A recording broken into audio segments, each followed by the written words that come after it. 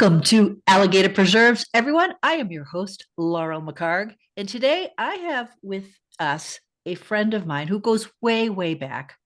She has the most amazing name. Her name is Cheryl Ilov, and we're going to talk about how she became a reluctant ninja. Cheryl Ilov, welcome to Alligator Preserves. Hi, Laurel. Thank you so much for having me. It is an honor. I always love talking to you. It's always an adventure. Well, I love talking to you too. And I've got to ask you, how has it been? I don't know how many years since we met. How has it taken this long for me to have you on my show? I don't know. I know we've talked about it in the past, but like you said, it's been several years. And I think something happened along the time that we would talk about it because a nasty thing called the pandemic kind of got in the way and everybody kind of lost touch and lost, focus and direction. And then thank goodness we found our way again. Yes, and life and et cetera, et cetera. We first met at Jerry Fabianic's Book Nook at the Georgetown Christmas Market many years ago. I had a table there with my books. You had a table there with your books, and we were near one another. And I would look at you and think, oh my gosh, that little woman, a woman over there is a ninja. And our talks were really fun. And I got to tell you, you need to be proud of me because I don't know if you remember this, but one of those years, you had a challenge for the people around us for who could sit cross-legged Hmm. and stand from the cross-legged position without using their hands. And I'm pretty sure I did it. I was in my elf shoes and my elf Hmm. outfit, Hmm. and I'm pretty sure I was able to do it. Difficult in heels, but I tried it this morning because I thought, oh, I wonder if I can still do that. I can still do that, and it's way easier without shoes on. So Yeah, those heels kind of do get in the way. Yes, I was so proud of everybody that day because I was surprised how many people took me up on the challenge because I figured who wants to get down on the floor, number one. And it was just a wooden floor in this beautiful building. We were at the Heritage Center in Georgetown, which is, for the listeners so they know, it is the original one room or one single building schoolhouse that was built in the early or mid, I'm guessing mid 1800s. And it just was grade one all the way up through grade 12. And it's just being in that building, there's something so magical about it. They have the original chalkboards yeah, yeah. and the original floor, and of course everything's been renovated and restored, but it was just such a beautiful experience. It was also very cold. Yes. Beautiful building, beautiful experience, and we'll do it again this year. Georgetown Christmas Market, first 2 weekends in December. I'll put out the pitch now, even though we're just getting into summer. Well, Cheryl Ilov, you've had a lot of people interview you in the past, like a Mm. lot, and I haven't listened to all of them, but I want to maybe try to get into some different questions here and have a little bit of fun with that. But first of all, you began this journey of fitness and becoming a ninja, which we'll get into, because at a pretty early age, you were a chronic pain patient. Can you tell Mhm. us why, what caused the chronic pain? Well, nobody really knows exactly what caused it. Hindsight is 2020, and now since I went through, physical therapy school and stuff, I have a very good idea of what happened. But at the time, nobody could give me any answers. All they could tell me was that I was a chronic pain patient. I would always be a chronic pain patient. I would never live without pain. I would never have the life that I wanted or had before. And I would never be able to do my grocery shopping and my laundry all in the same day because the arthritis in my spine was so severe, I would end up being bedridden. And I was 36 years old. So when that one physician told me that, because I had a team, I mean, I was such a mess. I needed a team. I had my doctors, I had my physical therapists, I had all my pharmacists, the medication, my massage therapist. So all the fun stuff that I used to do when I was a young, healthy woman was taken away from me. And then that one doctor actually gave me that prognosis. And, what a horrible thing to do to somebody, to take away their hope, to just shatter their spirit. and destroy their dreams. I was planning on going back to school and getting a master's degree in physical therapy. And she said at the same visit, you better forget about physical therapy school because Eve, you are too broken. Even if you could do the work, which you can't because of your injury, you're just too old to go back to school. Too old. Oh my goodness. I hope that person is no longer in practice. Holy mackerel. Can you believe it? Yeah, well, I can because there have been people in my life who have told me I couldn't do things. And so, I mean, that leaves me to an interesting question. Do you think you were born with a no quit psyche? Like, because a lot of people quit, right? A lot of people listen to their doctors, take the drugs, do the rehab, and accept that diagnosis. You didn't. Mhm. I haven't in the past listened to Well, people I who know said you you well can't. enough. Yeah, so I'm sure you did not. But do you think you're born with it? I mean, what triggers something like that? Oh, I think I must have been born with it. I know I have always been incomparably stubborn my entire life, which drove my parents crazy. But hello, the nut doesn't fall far from the tree, and I have four sisters. All four of us are all five of us are incredibly stubborn, but I do believe that I have won the prize because I take it to the level of a fine art form. But I think that's what's gotten me through a lot of difficult times in my life. And, we all have our ups and our downs, but it seems like maybe even, dare I say it, that I've always had the spirit of a warrior deep inside of me that I didn't even realize it. But I've always been at some level kind of a fighter.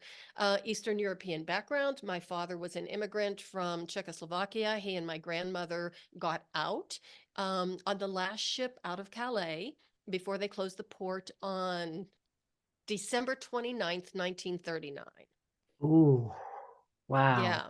Yeah. So I think I come from a line of resilience, strength, and there's a lot more backstory to this, which will be another book coming up Ah, eventually, yay, eventually. yay. But my dad, when he came over, he was 12 years old, didn't speak a word of English. He was very tall for his age, and they put him in with the first graders because, of course, he couldn't speak English, and so everybody made fun of him, his fun of his clothes. And, he couldn't speak English, and he actually went to night school, started real early so he could learn the language.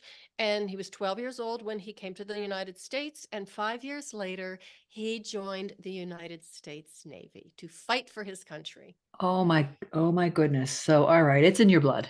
Yeah, thank you. It's It's my it's DNA. it's your DNA. Yeah, you're one of five. I'm one of five. I'm number three out of five. My mother had three little girls in 4 years. So we were just boom, boom, boom. And then 5 years later, she had another one. And 9 years later, surprise, we got a baby sister. I'm one of five daughters as well. I'm number four. There was a Oh, boom, boom, wow. boom, and then a little bit of a change. Do you feel do you, did you ever feel like the black sheep of your family? Like were you very different from your other siblings? Oh, yes. And as a matter of fact, I was told by my sisters many times that I must have been adopted. And I'm like, are you kidding me? Look at this face. Look at, Bubba's face, my grandmother, who I look exactly, spitting image of. It's like, I'm not the adopted one. I'm kind of thinking maybe the rest of you are. I love it. I always kind of felt that way, and I think So, it's okay. so you have no brothers either? No, no, no. Wow. Four, Because, five, and five there are girls, five of you. Wow. five It's, girls, and it's my interesting mom. energy. Yeah. Very interesting energy, and people always ask, how did your dad deal with six women in the household? And I said he drank. Mine did too, but he didn't start until we were a little bit older. I think it was the puberty years that he started. And, there were a lot of times he wasn't around. That's when he Yeah. started skiing when he was about 40. He started taking karate lessons when he was about 40 because he had so many girls and, something to get him out of the house. So, Ah, yeah. And so to this day, my sisters and I are still shocked that he lived as long as he did. Wow. How long did he live? How old was he? He was almost 84.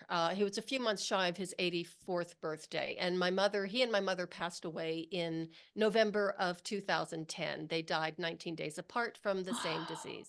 Oh my goodness. Oh wow. My dad almost made it to 90. My mom almost made it to 89. Well, 4 years Oh. apart. And yeah, when we look at, and again, talking about health and talking about fitness and talking about doctors and what they tell you, sometimes you just have to shake your head, right? Because, I look at my parents' lives and, they were drinkers. My dad smoked for 40 years before giving it up when we were little. They weren't that active. Dad bowled. Mom was always flitting about. She was a catch and release shopper. I mean, she kept the five of us going. But when it comes to guidance that they would be given, they didn't follow it and they lived long, healthy lives. Hmm. I don't know Hmm. what that You says. know, both of my parents, I think, lived pretty healthy lives. My dad, especially, was he was pretty athletic. And he, like I said, he started skiing at a later age. Oh, you can't see the picture of him on skis. It's behind me. But anyway, and like I said, karate and everything. So he was very active and very physical. He was also a laborer, is what they called them. So he built the house that I grew up in, and it was actually the second stone house that he built, with a walkout basement. He laid all of the stone. It was absolutely beautiful. Um, but he did the work himself. My mother Yeah. was one of those people who is allergic to exercise, or was allergic to exercise. But she says running up and down the stairs all day long, doing laundry and stuff, it was exercise enough for her. Yeah. But Yeah. they were always very active in their community, in our community. And of course, having five kids, and all girls, they were always on the lookout, to make sure that we were safe. And so they were very, very involved in pretty much everything that we did. All right. So you started doing martial arts at the age of 47 Yes. after being, I would say, nagged by your Hmm. acupuncturist. Yes. I'd take it further than nagging. I was more harangued. I mean, he was just relentless in trying to get me on the mat with him to train. Why? What was in it for him? Well, that's what I wanted to know. Because the very first time he brought it up, it was the first time I had met him. I was 44 years old. I was looking for a new acupuncturist, and one of my clients said, "Hey, why don't you try mine? He's really great. I love him. He's very good." And I knew she was a picky person, so she wouldn't send me to a hack or just anybody. So I thought, okay. So I went to this guy for the first time, and the very first time, he introduced himself. We had a nice conversation. He seemed like a normal person. And then the minute he started putting needles in my legs, he got a very far away look on his face. And he said, with your legs and my coaching, I could teach you how to kill with these things. And all I could think of was, okay, who thinks like that, let alone says it out loud to a perfect stranger? Yes. And so were you feeling either like, oh, this is exciting, or I want to run away from this guy? Door number two. And I thought, okay, the guy is a lunatic. Where's my purse? I'm going to grab my purse and run. But then I realized, mental head smacking moment, I had needles sticking out all over me. So I was literally pinned to the table. So unless I wanted to try and run with, half my clothes on and needles sticking out all over me, yeah, I was kind of stuck, more or less. So I just thanked him for the offer and said, no, I think I'll just save my killer legs for ballet class. Martial arts is never going to happen. And it took what, 3 years before you It said took, fine? yes, it took 3 years, and he wore me down. And finally I said, fine, I will take a few classes just to prove to you how much I'm going to hate it, and then I'll quit. Well, 10 years later, I became his first female black belt in 20 years of teaching. He never had a woman. I'm getting chills just thinking about it now. He never had a woman achieve that high of a rank. And the funny thing is, Lauren, I didn't want a black belt. I never went in there. I just wanted to learn how to live to see another day. I Yeah. didn't want to climb up the ranks. I didn't want a black belt. I didn't want a yellow belt. I didn't even want the white belt, but it came with the uniform, so I had to take it. So, but that was never my intention, was to climb up in the ranks. But obviously, I did not hate it. And you wanted to feel more confident in your ability to take care of yourself. Yes. Yes, absolutely. That was definitely a part of it. But even for the first 2 years when I was training, I would have to talk myself into getting out of the car to walk to the dojo door because for the first 2 years I was terrified. And I don't know why, because the guys were so nice to me. There were very few women in class. Most of the time, I was the only woman. Mhm. But the guys were very nice. But I just, would kind of rock back and forth doing my little mantra, you can do this, you can do this, you can do this. And then I would go in, I'd have a great time, I'd have a good class, and it was fine. But there was always something in the back of my head that said, you can get hurt. And, I Yes. had to tell that part of myself to shut up and mind its own business and go away because I never really did get injured. I mean, there were a few times I had like two minor physical injuries and, definitely emotional, psychological injuries as well along the way, but it came with the territory and I worked through it. And here I am 20 years later, still training 3 times a week. So your book is called The Reluctant Ninja: How a Mhm. Middle-Aged Princess Became a Warrior Queen. I love that. Thank you. I, I read it and I wasn't sure how I would take it. As a former Army officer, Mhm. I'm very interested in fitness and leadership and lots of different things. Mhm. You expose a lot in here, a lot. Mhm. Mhm. And after your book release, I remember you saying you were very, very anxious after your book release. Yeah. What made you so anxious? Other than the fact that as authors, when we put things out there, we know Mhm. that we're giving it to the public and we have no Mhm. more control over it and how people will react. What specifically made you anxious about this? Specifically, it was, holy crap, the story is out there. I cannot get the genie back in the bottle. And then I had to convince myself that nobody who knew me would ever buy the book or read it. And so I spent like 3 weeks, under the covers going, what am I going to do? What am I going to do? And then I convinced myself nobody would read it, only perfect strangers would read it. And so that was fine. I was fine with that. So I convinced myself of that, crawled out from under the covers, went to the dojo the next day, and sitting on sensei's desk was a copy of the book that you're holding in your hands. You didn't think people who knew you would buy it?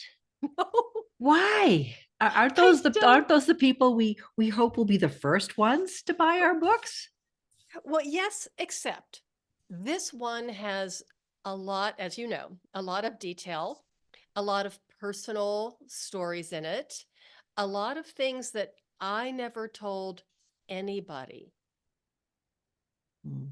And it wasn't until like, you know, I had been training for, well, after I got my black belt. So I was 57. So it wasn't until I was 57 and I got invited to speak to this women's group, what was it, the Polka Dot Society, something like that. They had a speaker who backed out at the very last minute, and the woman knew me. She says, "Hey, would you come and be the speaker?" And I'm like, "Sure, you never say no." So I said, "Sure." And she says, "Well, what do you speak about?" And I says, "Well, fitness over 50. And I also have, the story about, I called it the invisible black belt back then, one of my signature talks." And she says, "Tell me about that." So I did. And she says, "That's the one I want you to talk about." Yeah. And I said, "Oh, great. Thank you. And I'll see you then." And I hung up the phone and was like, "Oh my God, I have 10 days to put a speech together because I was just flying by the seat of my pants. I had nothing." So I called one of my closest friends, Polly Latovsky. I don't know if you know her. I'm sure you've heard of her. She has the publishing consulting company called My Word Publishing, and she's an author herself. Mm. So I called her right away and I'm like, Polly, what am I going to do? I said yes to this and I don't have anything. She goes, what are you doing right now? I says, I'm panicking. And she said, come over to my house. And I said, okay. So I ran over to her house. She lives about 10 minutes away. And we sat down for 3 hours and hashed out some of the details. And so I had 10 days, like I said, to prepare, to learn the speech, to practice it. And when I went there and I gave that talk in front of 30 women, it was the very first time in 19 years that I had ever shared the entire story with anybody. What You was learn the how to suppress things just to keep yourself protected. what was the reception like? Oh, well, this you could imagine a room full of, 30 women, and, a lot of them were in tears and a lot of them were cheering. And then toward the end, I actually did like a little demonstration and I pull somebody up from the audience to say, okay, I'm going to teach you something, one of the little ninja secrets, how to avoid an attack. And, of course, everybody's like, oh, this is so scary. And of course, it wasn't. And of course, the participant did fabulously. And then I awarded her with a white belt. What move did you teach her? It's a secret, so I'm going to tell you, but don't tell anybody. I won't. Shh. And Okay, shh. those people This out is there just listening, don't tell anyone either. Okay. actually, I'm going to give you permission to tell every single person you know, especially women, All okay? right. So, how to avoid an attack? Evade. The whole secret is evade, deflect, and redirect. You think about it, if you're not in the way or the path of an attack, you can't get hurt. So let's just imagine I'm minding my own business and some idiot thinks that they're going to punch me in the face. They see me and they go to punch, and all I do is I shift, I turn to the side, and that attacker goes flying past me into a brick wall, off a cliff, whatever, off a mountaintop, whatever is in the way. So all of that negative energy just flew past me and back into the attacker, and they are the ones that get hurt. And the same principle applies to, as we all know, hits and attacks come in all different ways, And you have to physical, emotional. you have to anticipate them in order to evade. You have to have that awareness. Yeah, so you have to be able to look at people and be able to evaluate constantly, what's going on in their heads. If you're in a safe situation, if you're not. It sounds exhausting, it sounds overwhelming, but it's not. It can be a lot of fun. You can turn it into a game, have like a ladies' ninja night and practice some of these things. It's actually really fun and so empowering. So that's basically the first thing, is just get out of the way. Even if it's like a verbal confrontation or a verbal attack. Okay, you have four sisters. I have four sisters. We know how things go sometimes, right? Yeah. And when, they know how to press your buttons. And when you're having like a conversation that starts to escalate into an argument, all of a sudden it's like, wait a minute, I'm not going here. So I'm just going to Mm. deflect and redirect. So instead of dancing the dance or dancing to the music, instead of giving them the response that they're anticipating, Mhm. you completely turn it around. It's like you're not even there, and all of their angst, because you're not giving them the result that they want or the plan. Every attacker has a planned response from their victim. And all of a sudden, you just kind of unplug them. Their brain's going, wait a minute, this isn't what I meant to, what I wanted to happen. So what do I do now? And it's beautiful to watch. It's really fun. So it's either so how about those Red Sox, or it's no response at all to a verbal Yes. threat. Yes. Or just, and I worked with, in my physical therapy career, worked with, a lot of people in, dementia units and stuff, and some of the things that they say, and you can correct them, which is really not, it's not really even the compassionate thing to do. Or Yeah. you can just say, oh, okay, I did not know that, Yeah. and move on. Mhm. So it de-escalates the situation and doesn't threaten, the person. A lot of little nifty tricks, and that's the book that I'm working on right now, is a sequel to the ninja book, and it's kind of like a how-to, but So it's evade, redirect, evade, deflect, Deflect and redirect. and redirect. So imagine even if this person did come at you and tried to punch you in the face, and you got out of the way so the punch didn't get you, but you could take your hand like wax on, wax off, and just kind of deflect and then complete that circle, and you redirect all that energy, and that can actually even turn into a throw. But Throw or a flight or yeah. Yeah. yes, a lot Okay. of different things, or even like a wrist lock, so Mhm. you can injure them before you run away. A lot of different Yeah. choices. So, in addition to you being anxious after the book release, and again, um, reviews can sometimes be horrible, right? So, Yeah. w- what do you say, or what have you said to any of the haters out there who might be irked by the fact that you actually use your feminine wiles in training and Mhm. you know for self protection? Because that's something that I'm a former military person. I went through West Point. There, Mhm. there were times when if I saw a classmate being what I considered weak, I got a little bit angry because I felt that it reflected poorly on me and Mhm. on all the women. So, honestly, there were some times in here where I was thinking, "Ooh, yeah, should you do that? How does that work? And is that the way we should be?" But you know what? We are women, Mhm. right? So how do you react to people who might have trouble with feminine Oh, wiles in a ninja society? yes. Oh, I'm so glad you brought that up, because it's really a little bit crazy. Yeah. And it's actually the men that I trained with that were actually, once they got used to me, because there was definitely a communication gap there when I first started training, because they never had a woman like me come walk into the dojo who would have to say, "Oh, excuse me, I have to go fix my lipstick," or "Whoa, whoa, no, I'm having a hot flash. Back off, back off." Things like that. Most of the women that would come in were like, "Oh yeah, let me teach me how to kick butt and take names," and that was definitely not me. So once we got to learn how to communicate with one another, and once they realized that, oh, this woman's kind of staying here, she's starting to climb the ranks, then they started playing and teaching me how to use my feminine wiles and my feminine skills that I already had a significant toolbox. Yeah. And so they were just helping me dig into that toolbox and take it to another level. And every time I was able to, like take one of the bigger guys down, or achieve another higher rank, belt rank, they were right there by my side. They were cheering me on. They were helping me,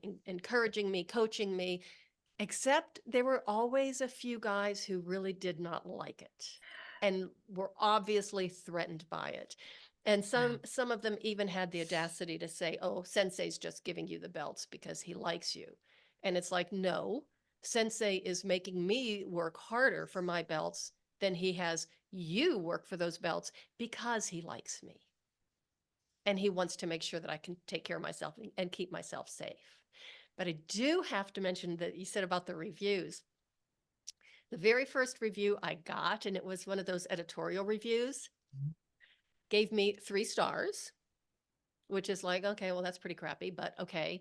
And I knew, and this is terrible for me to say, I don't mean to be so judgmental, but the minute I started reading it, it was like, this is a guy.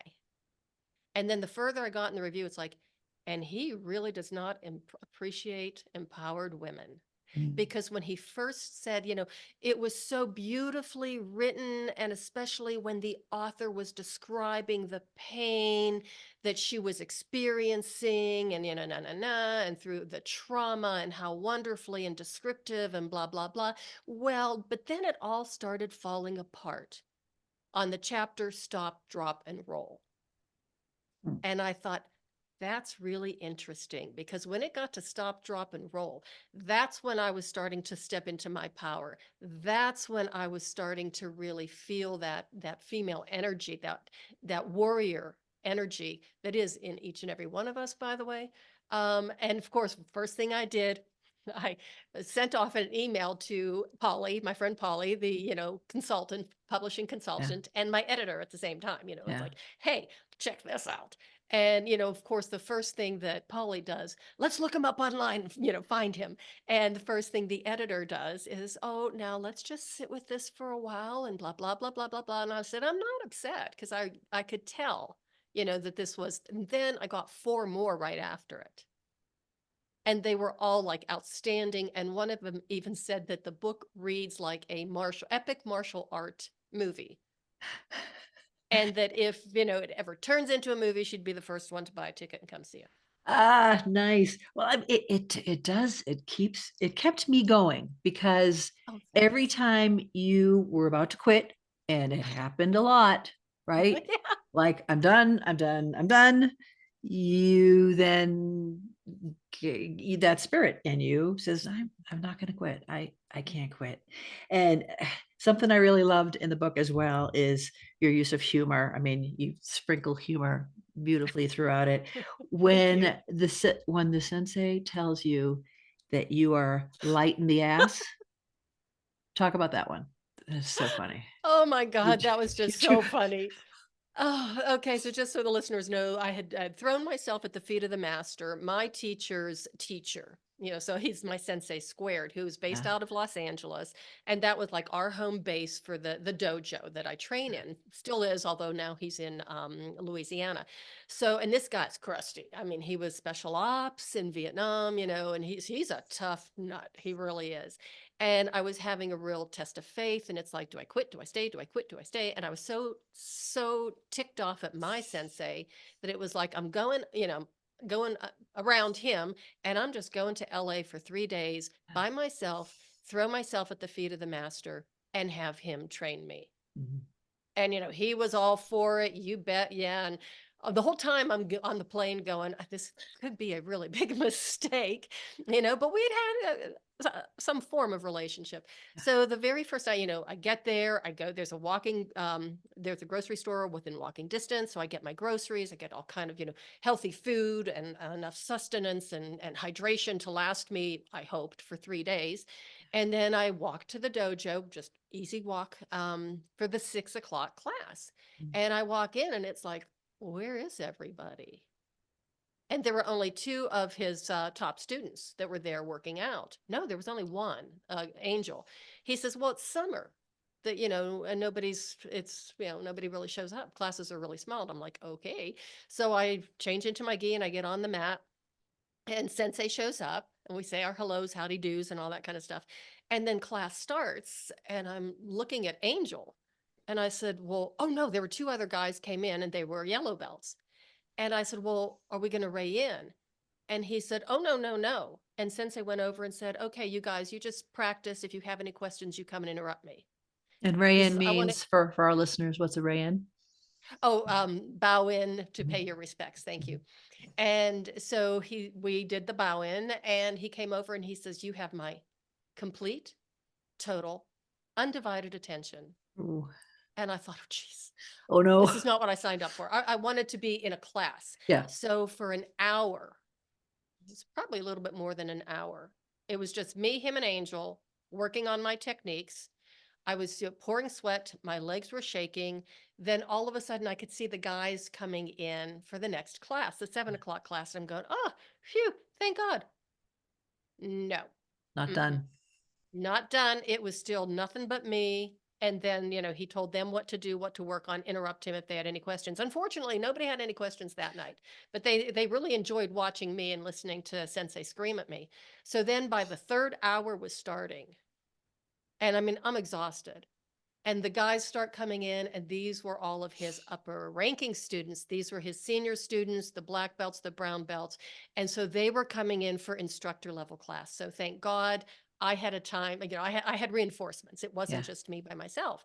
So that the first time, we're all lined up from highest ranking student to the lowest ranking student. And the lowest ranking student was sitting next to me. He was a brown belt. And so what was I? Was I a black belt at that time? Yeah, I was a black belt. I just wasn't shodan yet. And so, they get up, they'd work on their techniques, he'd correct them, and then it was my turn to get up, and I stood and Angel was going to attack me. So Angel attacked me and I started to move and he just screamed at me and he's screaming, no, no, no, no, no. And his hands are on his head. It's like he was going to pull his hair out, but he didn't have any. And finally he said, Cheryl, you're just too damn light in the ass to get away with that. And I froze. And Angel, he had me in a bear hug. So his arms were around me really tight. And I could feel him shaking. He was laughing. And I looked, the guys were sitting in a line right in front of me. And you could tell they were trying not to look at me and trying not to laugh. And he's like, okay. And he comes over and he pushes Angel away. And then he attacks me. And I'm thinking, he's going to kill me. He's really going to kill me. And so he held on to me as tight as he could. From And then he behind? told From me from behind? From behind, it was a behind? bear hug from behind. And then he talked me through how to be able to move my weight and shift my weight to take him, off balance, and then to be able to take him down. And then he had me do it with Angel. So when I got back down to my notebook and I wrote down on this date, I was told that I was too light in the ass. I have been called, a dumbass, a hard ass, Oh, all kind of like, a jackass, but I have never been called a light ass. And I could not wait to go home to Denver and tell all of my ballet friends who are always so self-conscious about the size of their butt, that I was actually called a light ass. too I wrote light it in the down. I even ass. have the date and everything. Maybe that's why we are able to cross-legged stand up. Because we're Maybe. Well, imagine if you had a little bit more packing back there, how would you be able to lift that up? oh my goodness. Well, this took an interesting turn. Sorry about And that. no, I mean that was funny. It made me laugh. And then one of the incidents where you try to do a high thigh skin grab on a guy Oh, and you God. you catch something else. Well, Yeah, that was priceless. what I loved about that is that he probably after going, oh, was able to very professionally talk Mhm. you through the move and what you really needed to do, what you really needed to grab, and but to do it in a way that showed that he wasn't embarrassed because you obviously were a little bit embarrassed about that, but to be taught in a way where he appreciated the fact that you wanted to learn and you wanted to do it right, and I just thought that was beautiful. Oh, man, I was more than embarrassed. I was just horrified and just humiliated. I mean, I thought I was being really clever. He had me in this grip and I was just gonna tweak his inner thigh, And and it was like, that doesn't feel right." And then of course the discussion afterwards, and I'm screaming, "Oh my God, Aaron, I'm so sorry, I'm so sorry." And he rolled away and he says, "No, it's fine, really, but I think there's something you need to know." yeah. And then he gives me, and of course, you were raised with all sisters too. He gives me this lengthy description about the parts and what to do if you ever are in that situation. It was like, how in the world do you guys walk around with those things? I just don't know. Oh, beautiful. So you've had some very interesting and intense experiences with lots of different guys on different parts of the spectrum of their appreciation and or approval of you. And Hmm. again, I'm interested in leadership tactics and Hmm. leadership skills. Um, why was your sensei, Mark, if that's his real name, Mm. Oh, it why is. why Yeah. was he such a Jackass. yeah, yeah, Yeah. so many times. And Yeah. and I would read those passages Hmm. where clearly, you know, is this a good Hmm. leadership lesson here? Hmm. Was Hmm. he Hmm. hazing you Hmm. Hmm. purposely, or was he Hmm. not? I don't know. I those bothered me. Tell me what you Hmm. learned about leadership. That bothered me an awful lot, which is part of the do I stay, do I go, do I stay, do I go? And it's also, one thing that he probably believes that he's very good at is leadership. I would disagree with that. And as you would too, and probably a lot of other people who read the book. But one of the reasons why I put up with a lot of it, and then of course I was starting to set boundaries as time was going on too. But he was and still is, in my opinion, an incredibly good teacher. But on the other side of that, he can be a real jerk. But like all of us, we can be real jerks. As far as leadership, I think I always had pretty good leadership skills. Even as a very young person, brand new out of college, when I moved, I had my bachelor's in respiratory therapy. That was my first career. Moved out to Denver, and I had only been living here for about a year when I was promoted to a managerial position. So I was the day shift supervisor at one of the local hospitals, which meant at the age of 22, where I was supervising people who had been in the field for years and who were in their 40s, sometimes even older. So learning how to manage people like that, and especially in high stress situations, like in the intensive care unit, the emergency room. So I think I was very good at that. And I think that gave me the skills to deal with those situations. On the other hand, at work, you're trying to save lives. You're working as a team. In the situation in the dojo, when he was behaving badly, he was somebody who had been, let's just say, Mark threw me a lifeline when everybody else was throwing me anchors. Mm. So some of the things that he did for me to help me along the way, I mean, I could not have gotten as far as I did without him, which absolutely made the times that he was cutting me off at the knees even more painful and hurtful. How did he respond to this book? With a lot of grace. He's still talking to me. Okay. Okay, so the first day when I walked in and I saw the book on his desk, it was like, well, okay, well, Here this could goes. be, yeah, here goes. And he said, he didn't say anything. He says, I want you to sign it for me. And I said, sure. He bought my first book years ago and I signed that one for him. So he was saying later, he said, well, one of my friends stopped by to say hello. He says, and, he picked up the book and started reading it. And, right at I started, off with a bang. And he read it for a while and he said, he put it down and he looked at me and he said, are you okay with some of the things that she said? Yeah, And he said, it's her story. And he left it at that.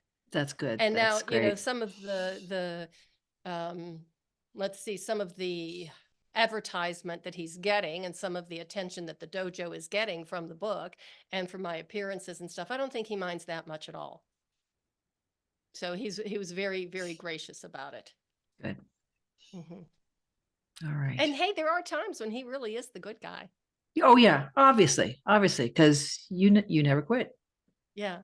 And there are times when, he'd walk over, like somebody we're working on a technique or something, and he would just walk over and he would look and just watch for a while. And then he would say to my partner, he says, it's on page 85.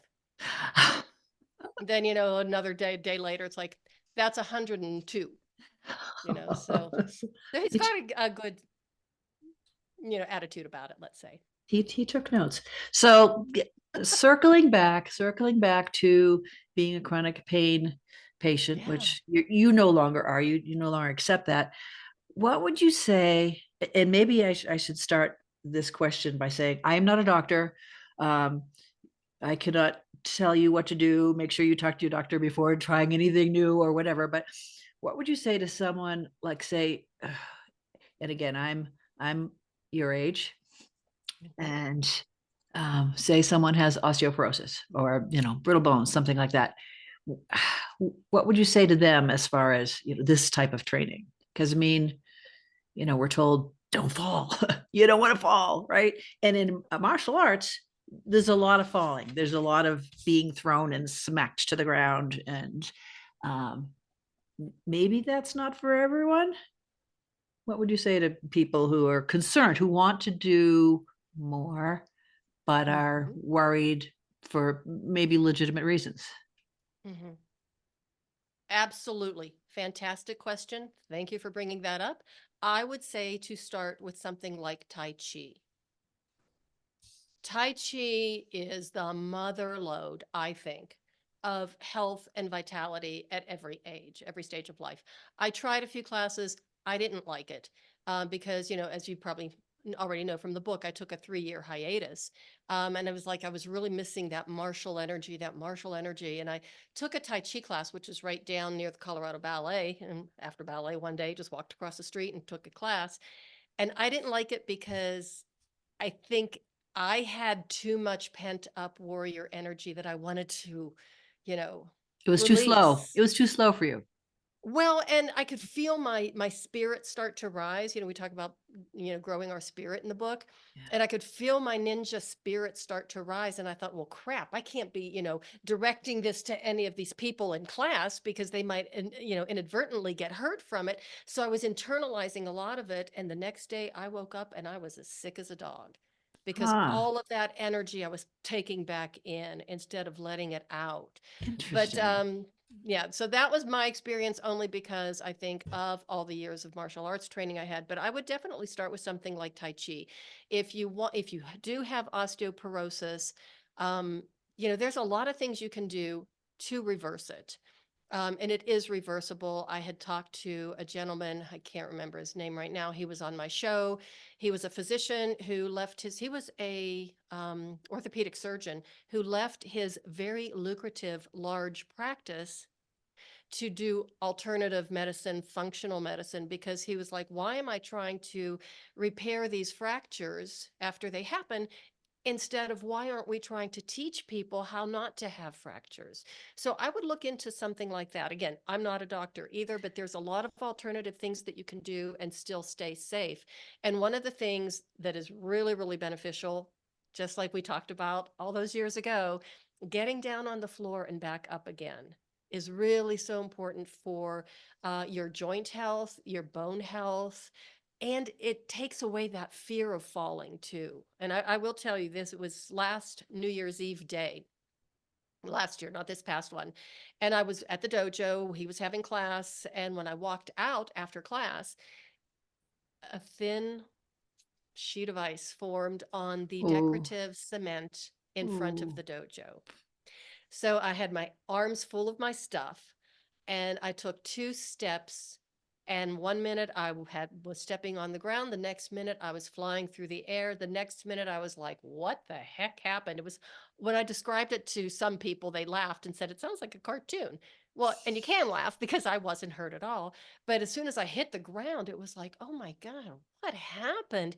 And the guys saw it and they came running out and they're like, oh my God, are you hurt? Are you hurt? And the first thing I did was I looked up at them and I said, did you see my break fall? Because it You had to have been spectacular. I had practiced for 20 years falling on a mat. Let me tell you something, falling on cement is a lot different than falling on the mat.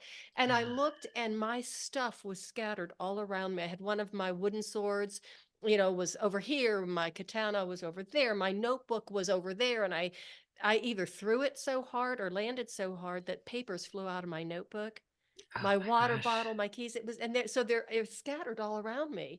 And it was really funny. And they helped me up and everything like that. And I said, no, I'm really fine. And it wasn't until I started driving home, I was getting like that trauma response. So I was starting to shake and it was thinking, oh my God, what could have happened? And it was shut up, calm yourself down, take some deep breaths.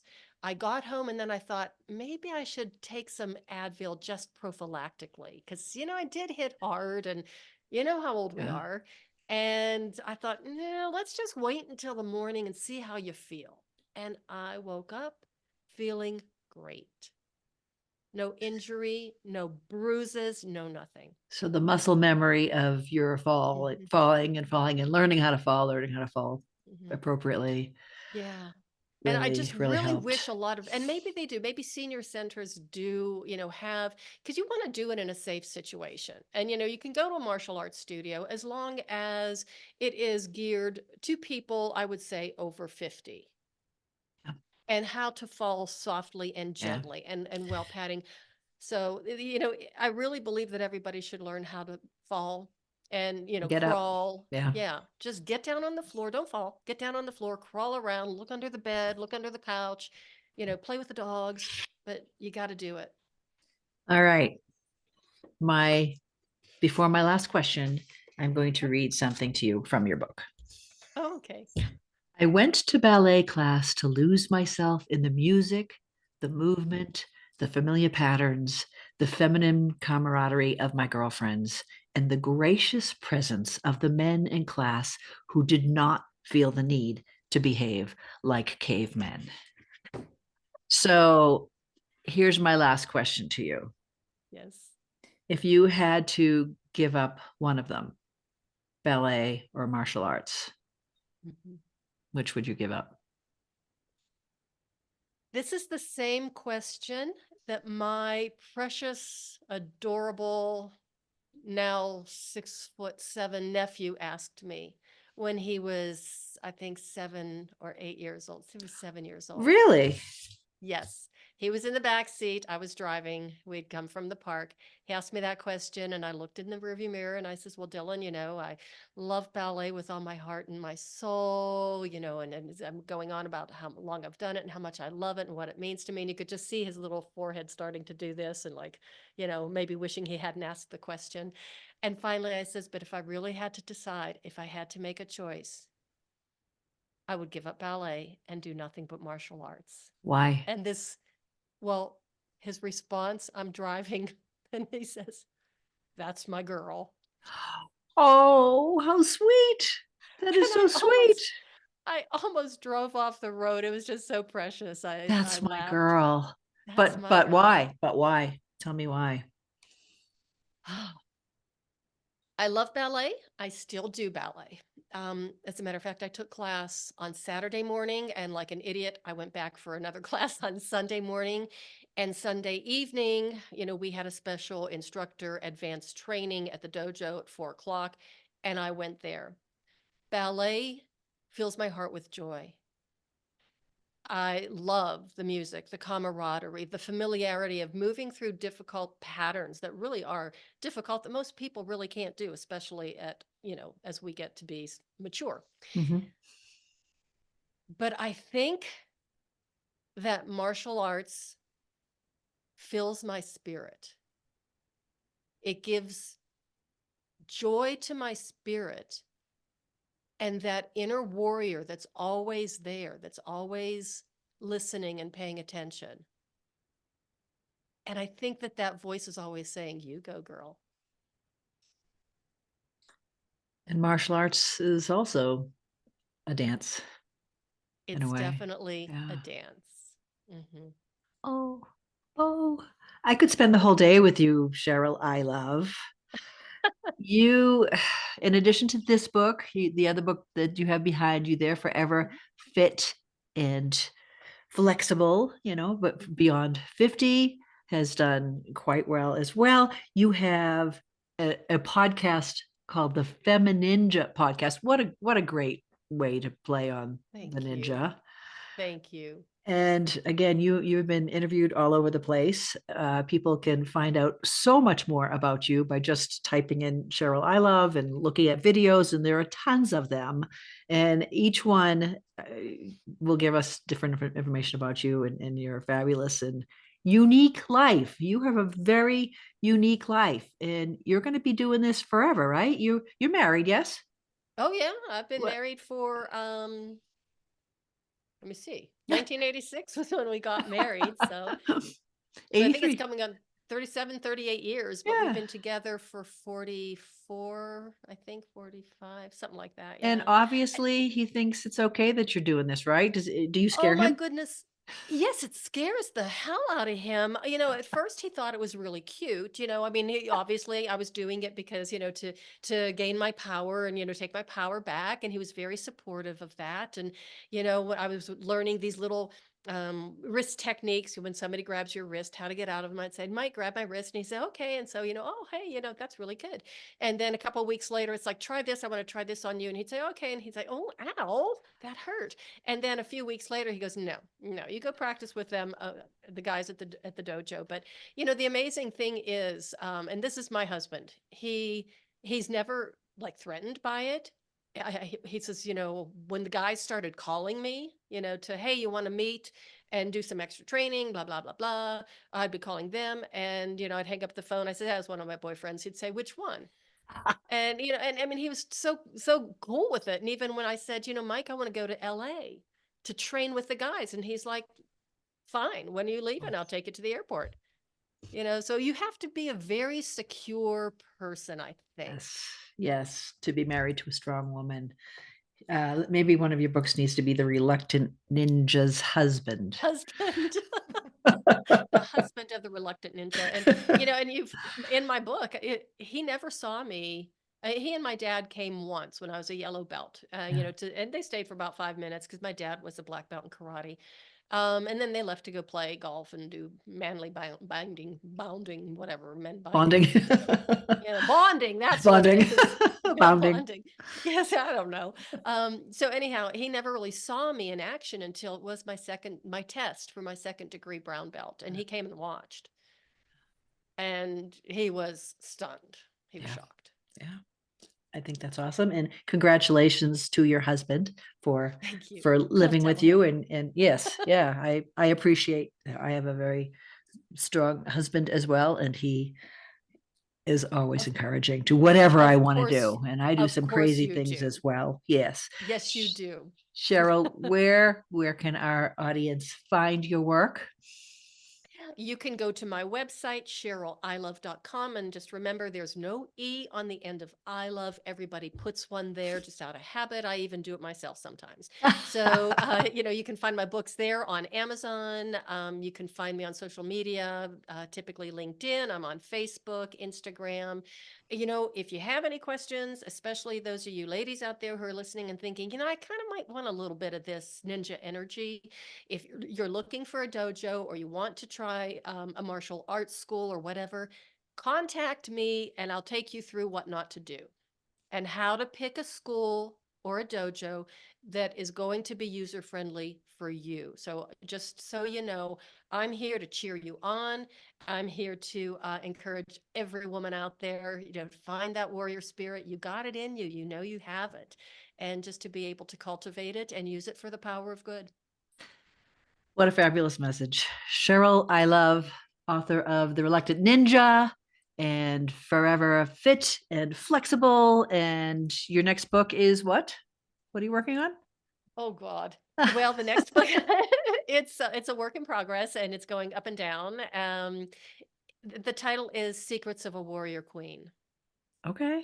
Okay. where I can share some of the secrets, the philosophies, the mindset of the art that I studied and a couple of other movement arts.